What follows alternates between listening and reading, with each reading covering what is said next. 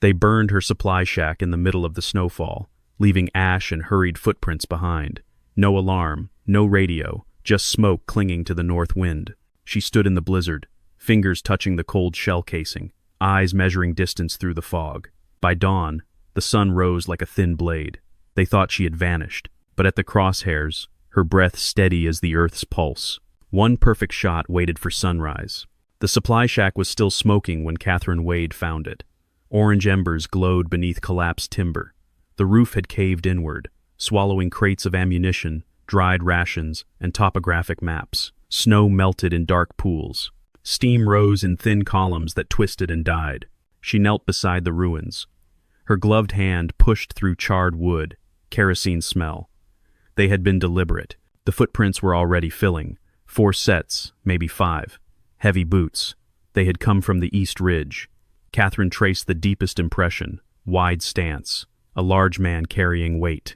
The silence was worse than the destruction. No birds, no distant engines, just wind scraping across frozen ground. Her rifle came forward, hands checking by muscle memory, bolt smooth, barrel cold, scope clean. The shack had held 3 weeks of supplies, all gone. The radio was melted plastic in the corner. Catherine counted what remained. 12 rounds, 2 protein bars, 1 emergency blanket. Not enough to survive, just enough to finish. The enemy had made their statement. They wanted her to retreat, to abandon the position. She looked east. Beyond that ridge was their forward camp. She had been observing it for 6 days.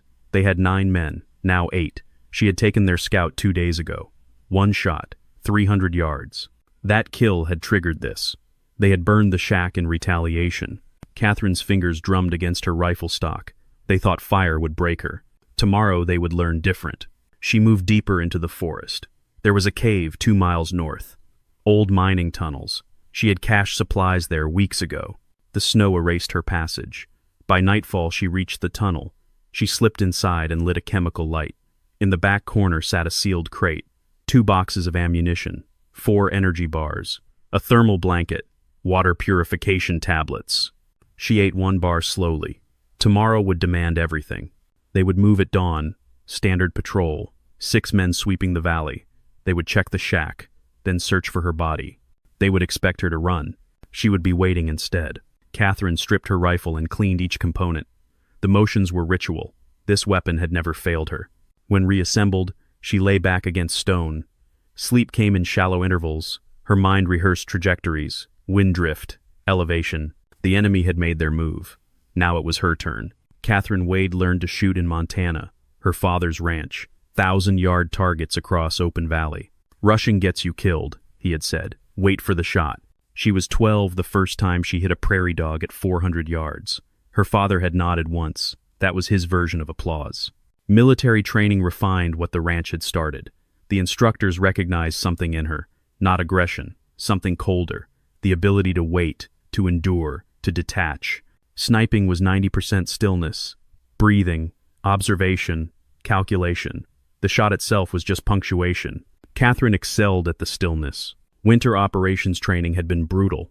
3 weeks in Alaska, sub-zero temperatures, half the class failed. She finished second. Her rifle was bolt action, chambered in. 308. Simple, reliable, no electronics to fail in cold.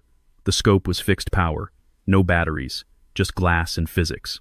She carried 12 rounds because that was the weight she could sustain. Each bullet was hand-selected, weighed, inspected. She knew the ballistic coefficient of every round. 1 shot, 1 kill. That was the standard. Missing was failure. Catherine's heart rate at rest was 52 beats per minute. She had trained herself to slow it further. 40 beats, sometimes 38. Slower heart meant steadier aim. She controlled her breathing with the same precision. 4-count inhale, 7-count hold, 8-count exhale. The brain stayed sharp. Cold affected everything. Metal contracted, ballistics shifted, human bodies grew clumsy, fingers lost sensation, eyes watered, decision-making slowed. Catherine had spent years conditioning herself. She trained in freezers, swam in ice water, slept without heat. Her body adapted. Her mind learned to function through discomfort that broke other soldiers. The enemy did not have this training. They were conscripts, farm boys given rifles and thin uniforms. They feared the cold. They clustered around fires. They made noise to convince themselves they were alive. That made them predictable, trackable, killable. Catherine checked her watch. 3 hours until dawn. She rose and began her pre-operation routine. Joint mobility exercises, muscle activation, vision focus drills. She field stripped the rifle one more time. Each component examined under green chemical light.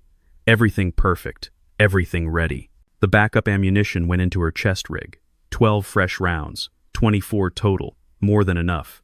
If she needed 24 shots, she was already dead. Water bottle, half frozen. She drank what remained liquid. Hydration was critical.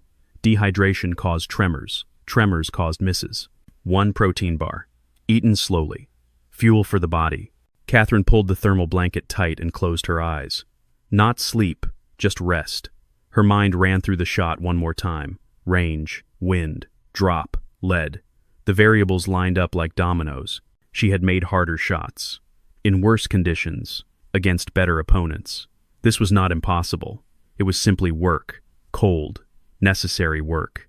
The war had been going on for 3 years. Catherine had been deployed for 14 months. 47 confirmed kills. 16 in winter operations. Every mission completed. They called her Frost in the operations reports. Probably because of her eyes, gray-blue, empty, like ice. She did not think about the men she killed, did not assign them names or families or futures. They were targets, threats, problems requiring solutions, thinking of them as human complicated things. Made hands shake, made shots drift. Her father had taught her that too. On the ranch, with coyotes killing calves. They're predators, he said. You're protecting the herd. The enemy soldiers were predators. She was protecting something. She had orders. She followed them. Dawn was coming. The cold intensified in the hour before sunrise. Catherine felt it through the thermal blanket, through her layers, down into her bones. She welcomed it. Cold kept her sharp, kept her focused. The enemy would be warm right now, in their camp, around their fires, drinking coffee, laughing about the supply shack. By sunset, they would be cold forever. Sergeant Viktor Kozlov poured vodka into 4 tin cups. His hands were steady despite the alcohol in his blood. Around him, 7 men crowded the dugout shelter. Fire crackled in the metal drum. Shadows danced across canvas walls. To Private Dmitri, Viktor said, "May he find better hunting." The men drank. The vodka burned. Outside, wind howled through pines. Snow hissed against walls. Corporal Alexei Volkov stared into his empty cup. Dmitri had been his tent partner. Now Dmitri was frozen meat wrapped in canvas. "The sniper is American," Viktor continued. "Intelligence says they operate alone, highly trained." "We found the supply cache," someone said. "Burned it clean." Viktor nodded. "No supplies means no mission. The sniper will retreat. Can't survive winter with nothing." Alexei was not convinced. Dmitri was 300 meters from cover. 1 shot. Center mass. Wind was blowing 15 knots. That's not luck. Professional training, Viktor agreed, which means professional thinking. Professionals know when to quit. We destroyed their position. Smart operators extract. The men wanted to believe him. Shoulders relaxing, grips loosening on weapons, minds already moving past the threat. Sergeant Gregor Rusak was the exception. He sat apart, 43 years old, veteran of 2 conflicts. He cleaned his rifle with methodical precision, saying nothing. "You disagree?" Viktor asked him. Gregor did not look up. "American snipers don't quit. They adapt. We poked the bear. Now the bear is angry." 1 person, Viktor said. "Against 8 of us. No supplies, no support. Winter setting in. The odds don't favor heroics." "Snipers don't think about odds," Gregor said. "They think about shots." And that supply shack was personal. Alexei felt cold despite the fire. "What would you do? If you were them?" Gregor snapped the bolt of his rifle closed. "I would wait. Let us get comfortable. Let us think we won. Then I would hit us where it hurts most." "Where?" Viktor demanded. "Command structure." Gregor looked at Viktor directly. "You specifically. Kill the sergeant. The unit falls apart." Viktor laughed. It sounded forced. "Then you better protect me, Corporal." "Tomorrow we sweep the valley," Viktor announced. 6-man patrol. Standard formation. We find the body or confirm they extracted. Either way, we secure the sector. Gregor set down his rifle. "Who stays at camp?" "You and Petrov. Guard the supplies. Maintain comms." Gregor nodded slowly. He knew what that meant. Victor wanted the skeptic out of the way. The meeting broke up. Men returned to their tents. Alexei crawled into his sleeping bag and stared at Dmitri's empty rack. Outside, wind carried snow across frozen ground. Visibility was 30 feet. Perfect weather for ghosts. 4 miles away, Catherine Wade packed her rifle. She had heard none of this conversation, knew none of these names, but she understood how men thought after small victories. They relaxed, made mistakes, believed the danger had passed. Tomorrow they would patrol, 6 men in formation. They would check the burned shack, then spread out to search for evidence of retreat. They would find something. She would make sure of it. A dropped canteen, boot prints leading west, obvious signs of hasty departure. They would follow those signs. Break formation, create gaps, and in that gap, at dawn, when sun cut through fog and silhouetted targets against snow, Catherine would take her shot. Not the first man in line, not the last. The third. Always the third. That was where the unit leader walked. Third position. Protected front and rear. Safe in the middle. Viktor Kozlov did not know it yet, but he had 12 hours to live. Gregor Rusak would survive. He was staying at camp. He would hear the shot, would understand immediately, would know that he had been right. But by then it would be too late. Catherine checked the wind. Northeast. Steady. She adjusted her scope, dialed in elevation, calculated lead time for a moving target at 400 yards. The enemy thought they had won. That was good. Overconfidence was a weapon. She would use it tomorrow. 1 perfect shot, 1 dead sergeant, 1 scattered patrol. After that, the hunt would begin. Catherine left the cave at 0400 hours. Full dark. Temperature 12 degrees. Wind steady from the northeast at 18 miles per hour. She moved without light. Her eyes were adapted to darkness. Feet found purchase on ice-covered rocks. Rifle held across her body, ready to engage. The forest was silent. Everything with sense was hidden. Conserving energy, Catherine was not hiding, not conserving. She was positioning. The burned supply shack was 2 miles south. The enemy camp 4 miles east. Between them lay a valley, open ground, exposed, perfect for observation. She needed high ground, a position with clear sight lines, cover from return fire, multiple exit routes. There was a ridge on the northern edge of the valley, granite outcropping, sparse tree cover, elevation advantage of 200 feet. She had scouted it during initial reconnaissance, too exposed for extended operations. But for a single shot, perfect. Catherine reached the base at 0515. She stopped, listened, nothing but wind. She began to climb. Granite was slick with ice, each handhold tested before committing weight. Rifle slung across back, both hands free. Slow progress, safe progress. She reached the outcropping at 0545. Dawn in 45 minutes. Time to prepare. The position was everything she remembered. Flat rock shelf, 12 feet deep, 6 feet wide, scattered boulders for cover, clear view of the valley below, trees behind for concealment. Catherine set down her pack. She pulled out the thermal blanket and spread it on rock. Insulation from cold, camouflage against thermal scopes. She arranged her gear with precision. Ammunition within reach, water bottle, knife. Everything had a place.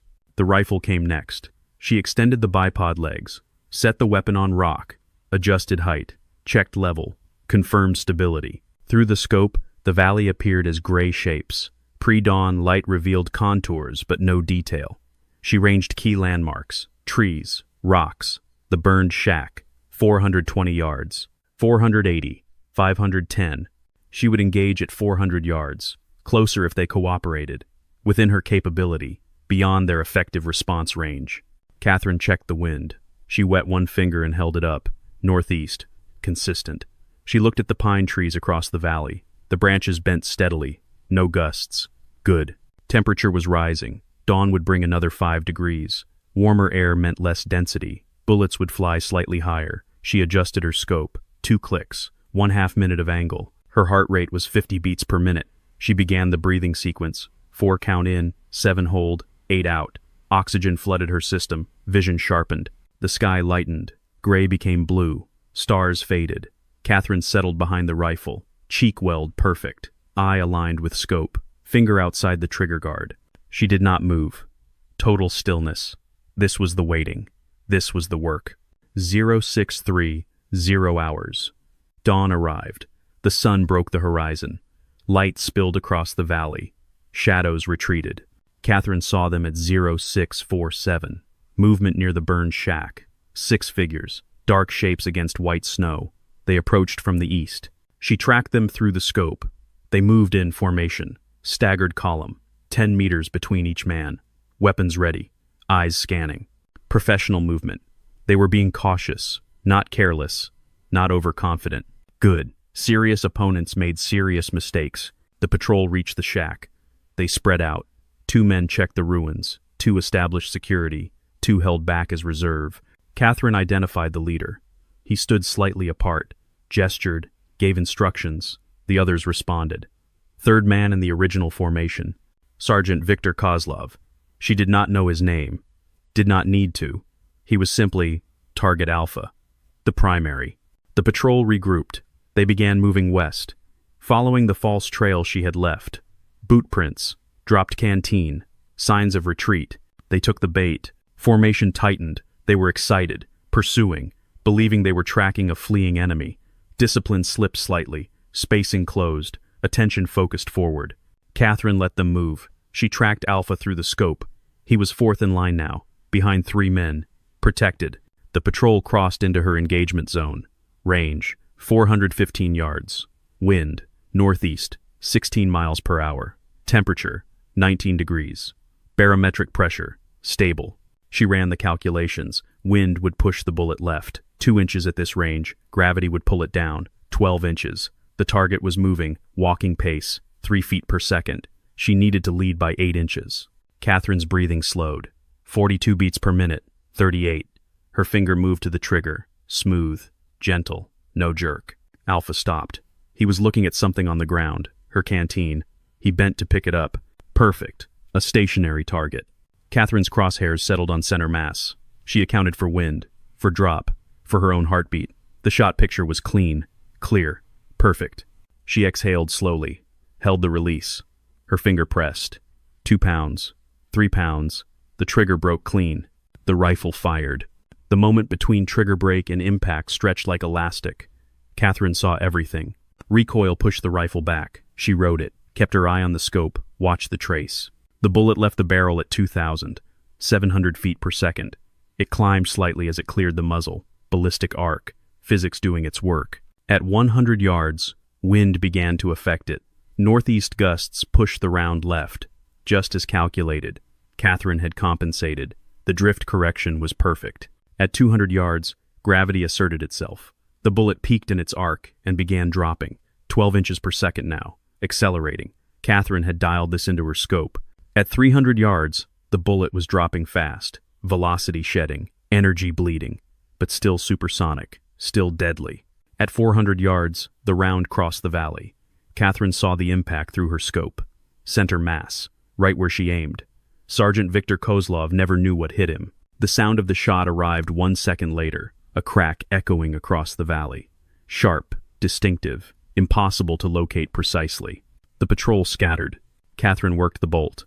Smooth, practiced, empty casing ejected, fresh round chambered. She settled back into position. Target Bravo dropped to prone. Good instinct. He was scanning for the shooter. Wrong direction. He was looking south. Catherine was northwest. Target Charlie ran for the trees. Bad decision. Movement drew attention. Catherine tracked him, finger on trigger, but she held fire. 1 shot was the plan. Multiple shots gave away position. Target Delta was trying to help Victor. He dragged the body toward cover. Pointless. Victor was dead before he hit snow. Target Echo found cover behind a boulder. Smart. He was not panicking. Catherine made note. Echo was dangerous. Target Foxtrot was the youngest. She could tell by his movement. Jerky, uncertain. He stumbled backward. Fell. Scrambled behind a tree. The entire engagement lasted 8 seconds. 1 shot fired. 1 man down. 5 scattered. Mission complete. Catherine did not move. She watched through the scope, waiting to see how they responded. Echo took command. He shouted orders. Catherine could not hear words at this distance, but she saw results. The patrol reformed. They established a defensive perimeter. They treated their sergeant. They prepared to move. Professional response. Echo was trained, probably veteran. He would be the next threat. The patrol began withdrawing. They moved fast, carrying Victor, maintaining security, no longer pursuing, no longer hunting. They were escaping. Catherine let them go. She was not hunting today. Today was about the message, about showing them that burning her supplies had consequences, about resetting the psychological balance. They would return to camp. They would report. They would be afraid. Fear was useful. Fear made people careless, made them stay inside, made them predictable. Snow began falling harder. Good timing. Within 30 minutes, her tracks would be buried. The patrol's tracks would be buried. The entire engagement would be erased. Only the memory remained. Catherine waited another hour. The valley was empty. She broke down her position, packed her gear, slung her rifle, descended the ridge. She did not return to the cave. That position was compromised. Survival meant constant movement. She moved northwest, away from the enemy camp, away from the valley, deeper into the wilderness. The war was not over. The mission was not complete. But today's work was done. One perfect shot at sunrise, exactly as promised. Sergeant Viktor Kozlov would never see another dawn. His men would remember this morning, would remember that supplies could be burned, but snipers could not be broken. Catherine disappeared into the falling snow. Ghost, phantom, frost, gone before the sun fully rose. The light came slowly, first gray, then silver, then pale gold cutting through fog. Catherine watched it from her new position. 3 miles northwest, higher elevation, colder, safer. Below her, the valley was a white canvas. Fresh snow had covered everything. The battlefield was clean, innocent, as if nothing had happened. But something had happened. The patrol knew. The enemy camp knew. By now, Victor's body was back in the dugout, wrapped in canvas, growing stiff. Catherine ate half a protein bar, her last. After this, she would need to hunt, trap rabbits maybe, or raid the enemy supply line again. Her rifle lay beside her. Bolt closed, chamber empty, safety on. She had cleaned it immediately after the shot. The weapon was ready for the next engagement. There would be a next engagement. The enemy would not leave after one casualty. They would reinforce, send more men, maybe counter-snipers, hunters trained to kill hunters. Catherine had faced counter-snipers before. They were dangerous but predictable. They thought like her, used same tactics. That made them vulnerable to inversion, to doing the unexpected. She would let them come, would let them establish patterns. Then she would break those patterns, hit them when they felt safest, disappear when they felt closest. The sun climbed higher. Catherine checked her watch. 0900 hours. The patrol would have been back at camp for 90 minutes. Enough time for panic, for anger, for planning revenge. She glassed the valley with binoculars. No movement. The enemy was staying under cover, probably arguing about next steps, probably blaming each other. Echo would be pushing for immediate response. Assault on suspected sniper positions. Gregor would counsel caution, patience. Catherine hoped they would be aggressive. Aggression created opportunities, made men expose themselves. Anger was a weapon, and she had just given them plenty. Her position was good for observation, but not for engagement. Too far, nearly 700 yards to the valley floor. Long shot in good conditions. Impossible in this wind with snow. She would stay here today. Watch, learn, rest. Tomorrow she would relocate, find another nest, another advantage. The enemy thought in terms of static positions. She thought in terms of constant flow.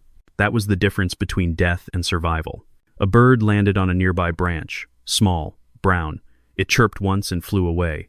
Catherine tracked it with her eyes. Wildlife was returning. That meant no immediate human activity. Animals were the best early warning system. She settled deeper into her hide. The thermal blanket reflected body heat. Snow piled around her, created insulation. She was warm enough, not comfortable, but alive. Comfort was not the goal. Mission completion was the goal. And the mission was specific. Deny this territory to enemy forces. Disrupt supply lines. Create chaos.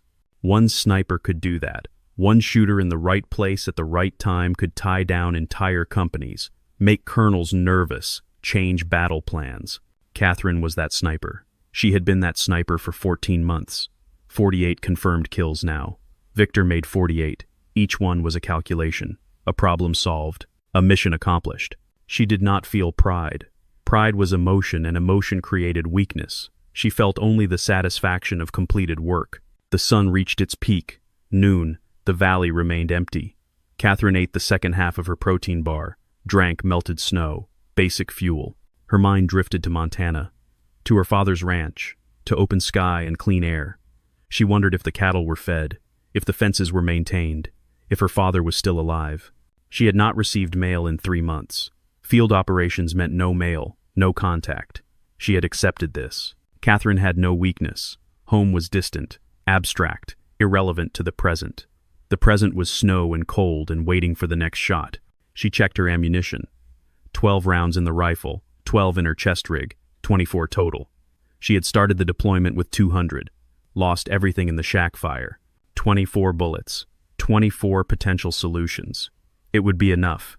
She would make it enough. The afternoon passed slowly. Catherine did not move except to shift weight, prevent stiffness, maintain blood flow. At 1,600 hours, she saw activity. Smoke from the enemy camp, more than usual. They were burning something, probably Victor's personal effects, probably having some ceremony. She watched through binoculars. Figures moved between tents, small shapes at this distance, impossible to identify. But she counted them. 6, plus 2 guards, 8 total, 1 less than yesterday. The enemy was weakened, not broken, but weakened. They would be more cautious now, less willing to patrol, less willing to engage. That was good for the mission. Fear was the goal. Sun began to set. Orange light painted the snow. Shadows stretched across the valley. Temperature dropped. Catherine's breath created small frost clouds. Night came fast. One moment there was light, the next moment darkness. Catherine gathered her gear. Time to relocate. Staying in one position too long was death. She moved east, toward the enemy but not directly. Angling, circling, predator movement. She traveled 2 miles before stopping, found another position, another hide, another advantage. This location was closer, 400 yards to the camp, close enough to observe details, far enough to escape if discovered. Catherine settled in. She would watch through the night, learn patterns, identify weaknesses, plan the next engagement. The enemy thought one shot was the end. They thought she would retreat after showing her capability. They were wrong. One shot was just the beginning, the opening move in a long game, a game she intended to win. Snow fell again, covering tracks, hiding signs. Nature was her ally. The cold was her friend. The darkness was her weapon. Catherine waited, patient, disciplined, ready. Dawn would come again. And when it did, she would be watching. The bullet that killed Victor Kozlov was manufactured in Lake City, Missouri. Army ammunition plant, lot number 4,827. It had been inspected, weighed, loaded into a cardboard box with 19 identical rounds. Catherine had selected it 2 months ago, during routine maintenance. She weighed each bullet on a digital scale. This one was 168.2 grains. Exactly specification. Perfect balance. She had chambered it that morning. First round. Always first round. The most important. The bullet was copper-jacketed. Lead core. Boat tail design for aerodynamic stability. It had been stored at controlled temperature, never exposed to extreme heat or moisture. Pristine condition. When Catherine pressed the trigger, the firing pin struck the primer. Compound ignited.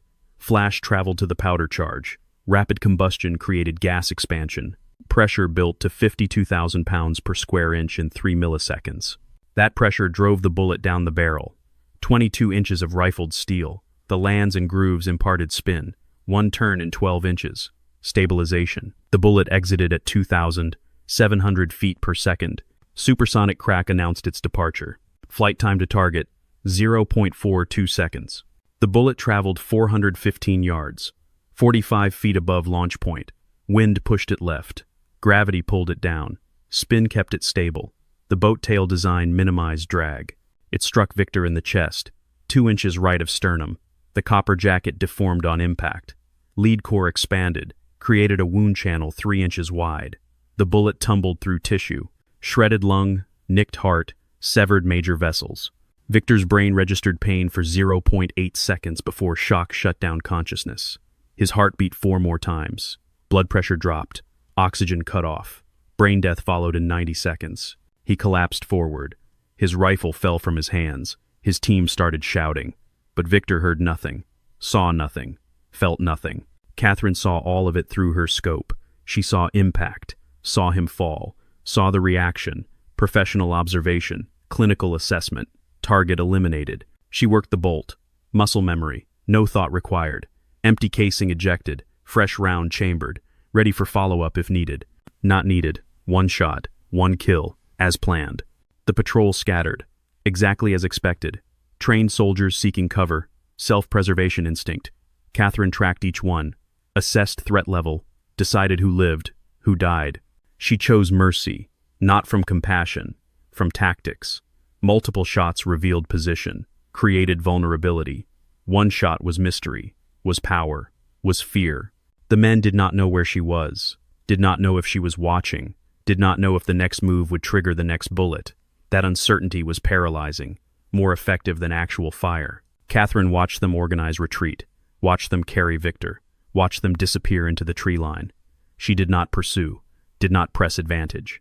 Let them go, let them wonder, let them fear. The shot's effects rippled outward. Victor's death was not just one casualty. It was loss of leadership, loss of confidence, loss of initiative. The patrol would return shaken, would tell others, would spread fear through the entire unit. One bullet, 43 cents worth of materials, and 168.2 grains of metal and chemistry.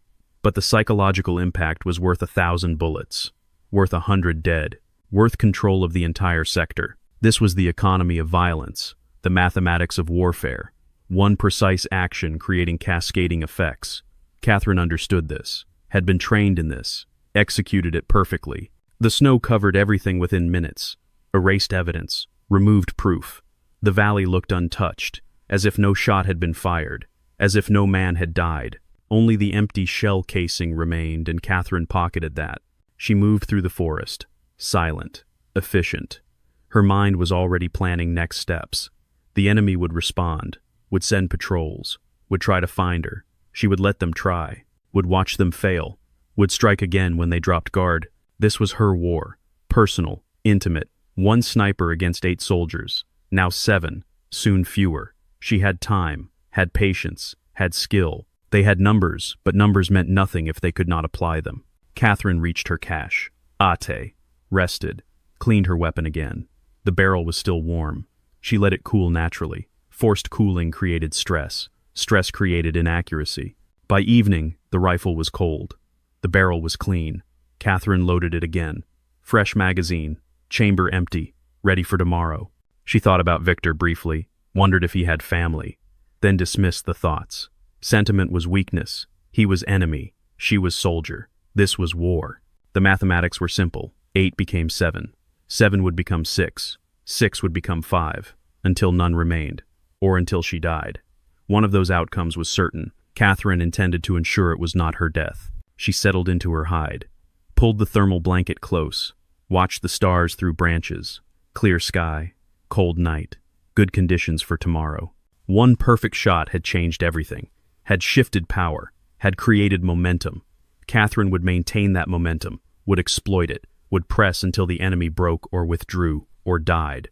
This was what she did, what she was trained for, what she was good at. The cold did not bother her. The isolation did not bother her. The violence did not bother her. She was where she needed to be.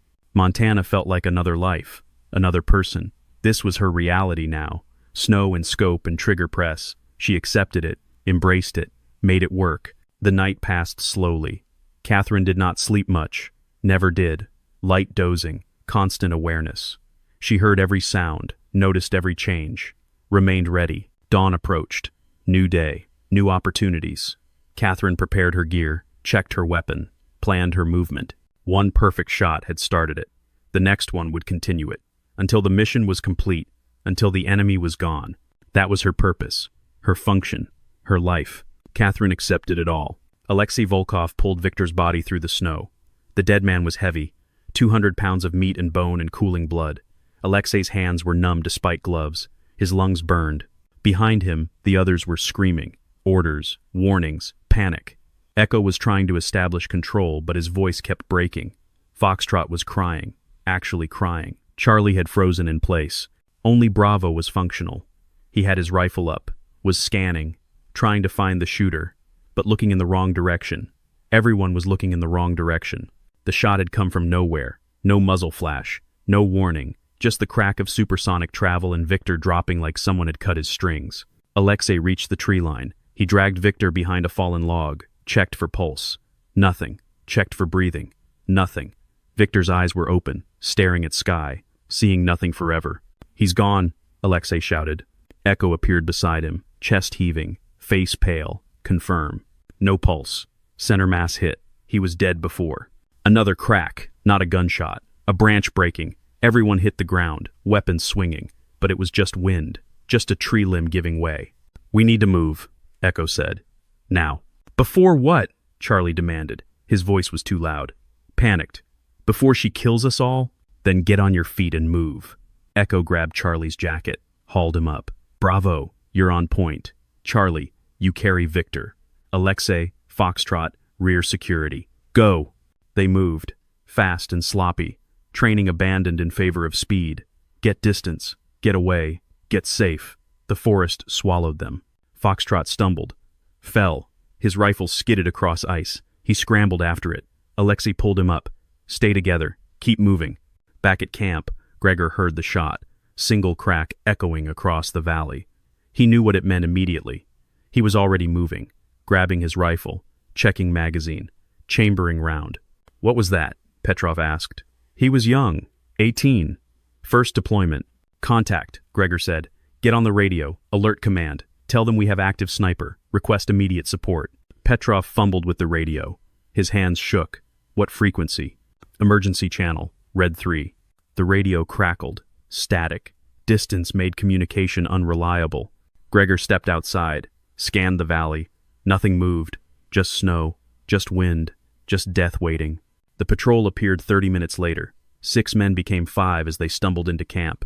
Charlie and Bravo carried Victor. Echo was bleeding from his palm. He had fallen, cut himself on ice. Minor wound. But shock was setting in. "Report," Gregor demanded. Echo's jaw worked. No sound. Bravo answered instead. "Single shot, 400 meters plus. No muzzle flash observed. Target, Sergeant Kozlov, Kia. No follow-up engagement." Gregor nodded. Professional. Exactly as he expected. "Injuries besides Kozlov?" Echo's hand. "Minor. Foxtrot twisted ankle. Everyone else operational." "Where's Delta?" Silence. They looked at each other, counted. Delta was missing. "He was right behind me," Foxtrot said. "We were, I thought." "You left him," Gregor said. Flat. Accusing. "We didn't, it was chaos." "Shut up." Gregor grabbed his rifle. "Bravo. Charlie, you're with me. Everyone else stays here. Do not leave this camp. Do not expose yourselves. Maintain watch." The 3-man team moved out, retracing the patrol route. Slow, careful, eyes everywhere. They found Delta half a mile from camp. He had tried to take cover, had wedged himself under a deadfall, was calling for help quietly, afraid to shout. "Why didn't you follow?" Gregor asked. "I couldn't see anyone." The snow, everyone scattered. "Save it." Gregor pulled Delta out. "Can you walk? Then walk. Stay between us. Keep your head down." They returned to camp. Daylight was fading, temperature dropping. Victor's body was already stiff. They wrapped him in canvas, stacked him with the supply crates. Gregor called a meeting.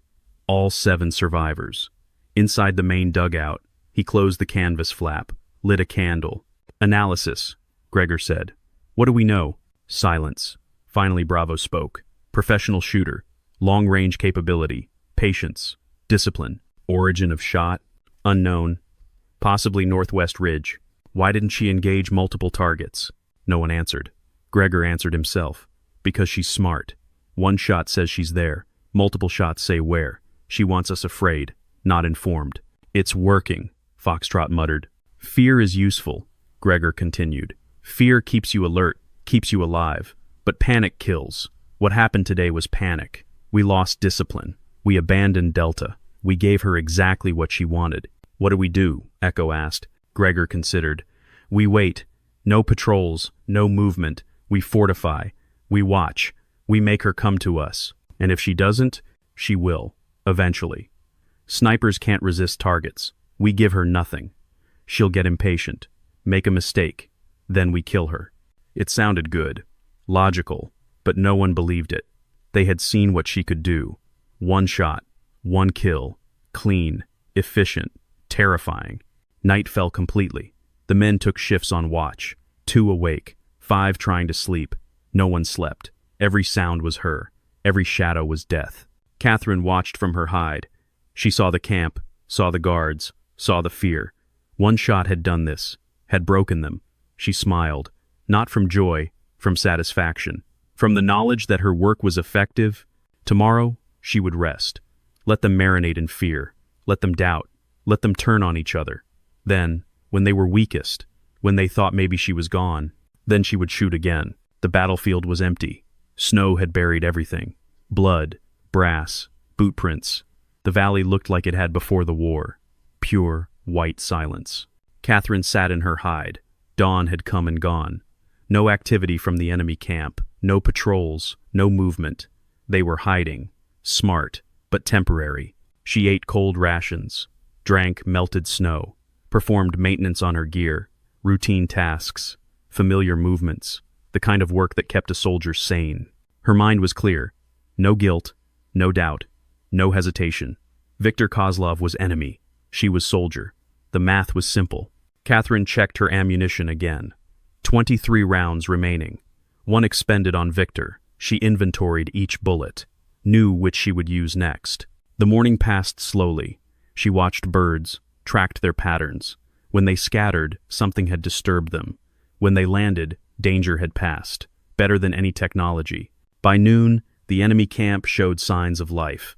Smoke from a fire, brief movement between tents, someone checking perimeter. But no one ventured beyond the camp boundary. They were staying tight, staying safe, staying scared. Good. Fear was the mission, not death. Death was just the tool to create fear. The goal was territory denial, making this position untenable, forcing withdrawal. Psychology was the real weapon. The rifle was just delivery mechanism. Catherine moved position at 1,400 hours, relocated 200 yards west. Different angle, different perspective, different advantage. Static positions were death. Constant movement was life. The new position was colder, more exposed, less comfortable, but better sight lines to the camp. She could see the entire perimeter, could count personnel, could identify patterns. She spent the afternoon watching, learning. A guard rotation happened every 2 hours. 4 different men. Gregor was one. He was thorough, checking corners, scanning properly. He knew what he was doing. Catherine noted this, filed it away. Future opportunity. At 1,600 hours, 2 men emerged carrying empty water containers. They walked to the river, 300 yards from camp, exposed the entire way. No cover. Catherine could have shot either man. Easy range, clear line, simple solution. But she held fire. Let them live. Let them complete their task. Let them return to camp convinced she was gone. Building false confidence. Setting a trap for tomorrow. Patience was the sniper's greatest weapon. Greater than accuracy, greater than camouflage. Patience won wars. Impatience lost them. The men returned with full containers. No one shot them. They reported back. Catherine imagined the conversation. Maybe she's gone. Maybe we're safe. Let them think it. Let them relax. Let them make mistakes. Sunset came. Catherine backed out of her position. Moved further north. Found another hide. She cleared snow. Laid down thermal blanket. Settled in for the night. She did not make fire. Did not use light. Sat in darkness and ate cold food and thought about nothing in particular. Her mind was empty. Peaceful. The kind of empty that came from complete acceptance. She might die here. Might catch a bullet. Might freeze. Might starve. These were possibilities. But worrying changed nothing. She would do her work. Follow her training. Execute her mission. Stars appeared. Bright. Cold. Distant. Catherine watched them. Thought about Montana. About her father teaching her to shoot. About hitting that prairie dog at 400 yards. Her father had nodded. Just once. That was enough. She wondered if he knew what she did now. If he would approve. Probably yes. He had been military. Korea. He knew what service meant. Catherine closed her eyes. Dozed lightly. Her body rested, but her mind remained alert. Listening. Monitoring. Ready. This was how she lived now. Half asleep. Half awake. Never fully one or the other. The night passed. No incidents. No alarms. Just cold and stars and wind through trees. Peace of a sort. Dawn came again. Catherine began her routine. Equipment check. Weapon maintenance. Position selection. The cycle continued. Day after day. Until the mission ended. The enemy camp stirred. Smoke rose. Men moved. Another day began for them too. Another day of fear, of watching, of waiting for the bullet they might never hear coming. Catherine felt nothing about this. No satisfaction, no regret, just acknowledgement. This was war. They were enemy. She was soldier. She settled behind her rifle, glassed the valley, looked for opportunities. Found none. Not yet. But soon. Always. Patience. The silence after dawn was complete. No birds, no wind, just two forces waiting, watching, preparing. The valley held its breath. Catherine waited. She was good at waiting. Had practiced for years. Entire lifetime. Preparing for these moments. For this purpose. The enemy would move eventually. Would have to. And when they did, she would be ready. With one perfect shot. Or 23. Whatever the mission required. She was tool. Weapon. Solution. Nothing more. Nothing less. And she accepted that completely. The silence stretched. The dawn brightened. The war waited. And Catherine waited with it. Always ready. 3 days after Victor died, command sent a helicopter. The weather had cleared. The pilot complained about conditions. About ice on rotors. About visibility. But he came anyway.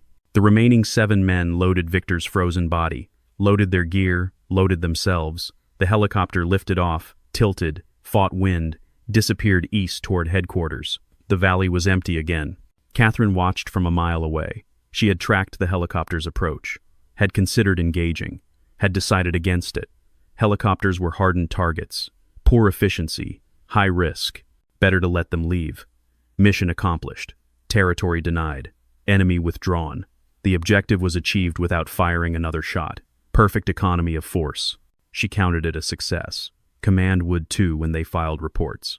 Eventually, assuming anyone cared about this tiny sector. Probably not. But that was fine. Catherine did not need recognition. She needed mission, purpose, work. With the enemy gone, Catherine began recon of the abandoned camp. She moved carefully, checked for booby traps, for surprises. Nothing. They had left clean. Professional withdrawal. She searched the camp systematically. Found ammunition. Not much. Maybe 40 rounds of 7.62. Wrong caliber but useful for barter. Found food. Canned meat. Crackers. She took what she could carry. In Victor's tent, she found a photograph. Wife. 2 kids. Boy and girl. Maybe 8 and 10 years old. They were smiling, standing in front of a blue house. Summer day. Happy family. Catherine looked at the photo for 10 seconds. Put it in her pocket. Did not know why. She burned the tents. All of them. Used the remaining kerosene. Watched the flames climb into gray sky. No reason for it. Tactical or strategic. Just wanted to erase the place. Make it like the enemy had never been here. But it had happened. The snow remembered. The valley remembered. The mountains remembered. She walked away from the burning camp. Headed northwest. Toward the next objective. The next mission. Command would have new orders. New targets. New problems. Requiring her specific solutions. The war was not over. Would not be over soon. Maybe not ever. Wars had this quality. This momentum. They created their own necessity. Generated their own logic. Catherine had stopped questioning this. Just focused on the what, the how, the immediate, the survivable. Snow began falling again. Heavy, thick, good. Let it cover the camp, cover the footprints, cover the war. Let winter take it all back. Catherine walked until dark. Made camp. No fire, no light, just cold food and colder thoughts. She pulled out the photograph, looked at Victor's family again, wondered if they knew yet, wondered if command had sent notification. She put the photo away, looked at stars instead. They were clearer tonight, brighter, cold and distant and indifferent. The stars did not care about war, about death, about any of it. This thought brought strange comfort. Catherine slept, actually slept this time, deep, dreamless, her body finally acknowledging exhaustion. The mission was done. The immediate threat was neutralized. She could afford unconsciousness. 8 hours of nothing. Morning came. She woke refreshed, packed her gear, checked her rifle one more time, 23 rounds remaining. She would resupply at the next base, wherever that was. She started walking. The valley fell behind. The mountains rose ahead. Somewhere in that wilderness was the next enemy, the next target, the next problem. She would find it, solve it, move on. One shot had changed everything, had denied territory, had driven the enemy away, had accomplished the mission. Viktor Kozlov's death had meaning in that context, purpose. Catherine accepted this, accepted the hatred she deserved, but could not afford to dwell on it, could not afford to humanize the enemy beyond tactical recognition. That way was madness.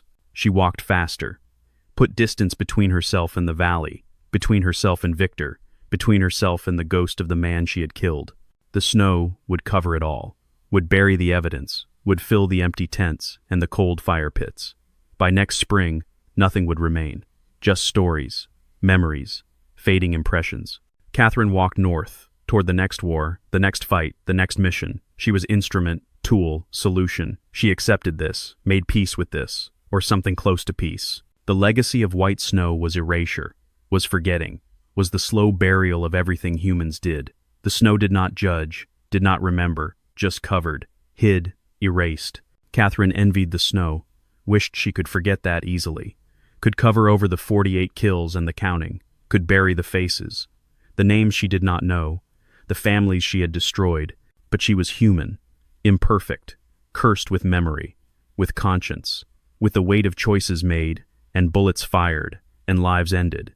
She would carry this, would bear it, would function despite it. She kept walking. The valley disappeared behind a ridge. She did not look back, never looked back, only forward, always forward.